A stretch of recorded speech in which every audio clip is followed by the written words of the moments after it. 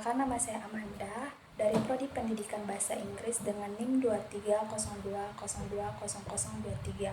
Video kali ini saya akan mereview film Doron Crack Story berdasarkan poin-poin psikologi pendidikan. Poin pertama yaitu konteks sosial dan perkembangan sosio-emosional pada film Doron Crack Story. Pada film ini kita tahu betul bahwa keluarga adalah salah satu hal yang sangat berperan penting dalam perkembangan seorang anak. Seperti anak yang berdasar, dia seorang anak yang gemar menggambar, tetapi ayahnya tidak mendukung bahkan mencela kegemaran Tae-san. Hal inilah yang menghambat Tae-san untuk mengembangkan hobinya. Contoh lainnya yang terjadi pada anak yang bernama Samika. Ibunya sangat sibuk dalam bekerja, sehingga ia harus mengurus ketiga adiknya dan melakukan pekerjaan rumah. Karena faktor inilah, murid-murid ini diajar oleh Mr. Clark.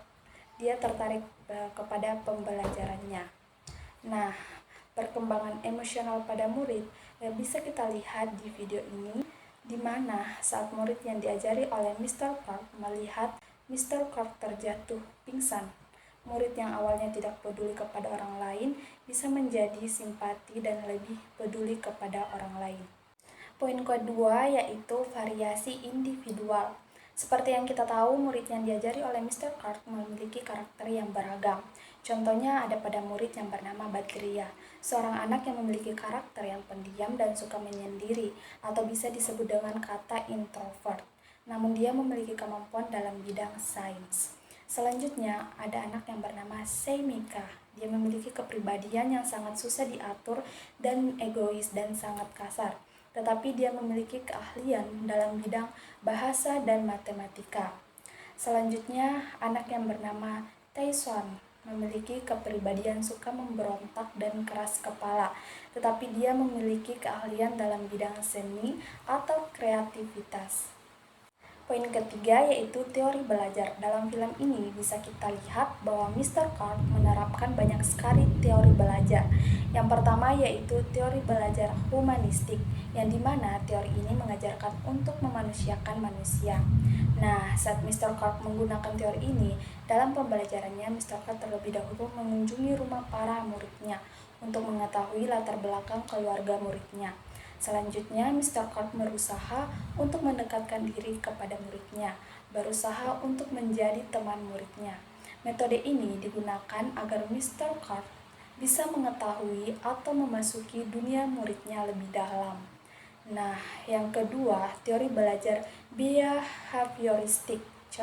Contoh teori behavioristik yang digunakan Mr. Clark saat mengajar salah satunya memberikan hukuman kepada muridnya yang melanggar peraturan yang sudah dibuat. Salah satu rules yang dilanggar murid Mr. Clark adalah "We are family". Saat pembelajaran, Mr. Clark juga tak lupa memberikan apresiasi kecil terhadap muridnya. Contohnya seperti "Thank you". Poin yang keempat yaitu pengelolaan kelas. Saat pertama kali Mr. Clark memasuki kelas tersebut sebelum memulai pengajaran, hal yang pertama Mr. Clark melakukan ialah menata ulang kelas yang akan dia ajar.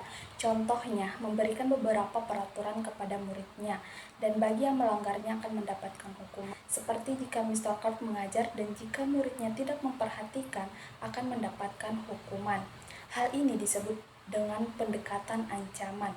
Salah satu contoh scene yang ada dalam film ini bisa kita lihat ketika Mr. Clark ingin membawa muridnya untuk makan siang, tetapi ada satu muridnya yang bernama Shamika memotong barisan. Tindakan yang dilakukan Mr. Clark adalah tidak membiarkan semua muridnya untuk makan siang sebelum murid yang bernama Shamika mengakui bahwa ia telah melakukan kesalahan sudah memotong barisan. Poin yang kelima adalah kesulitan dan gangguan dalam belajar. Yang pertama, murid yang memiliki temperamental dan kepribadian yang kasar. Mereka lebih memilih mengurus urusan mereka secara pribadi daripada memperhatikan gurunya.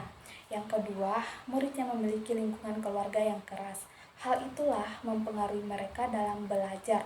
Contohnya ada pada murid yang bernama Samika yang harus mengurus ketiga adiknya.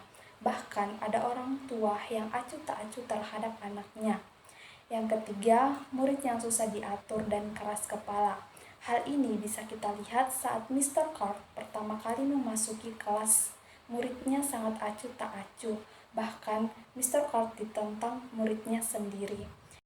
Yang kelima, kepala sekolah yang tidak mempercayai Mr. Card bisa mendidik murid tersebut. Poin yang keenam, motivasi belajar.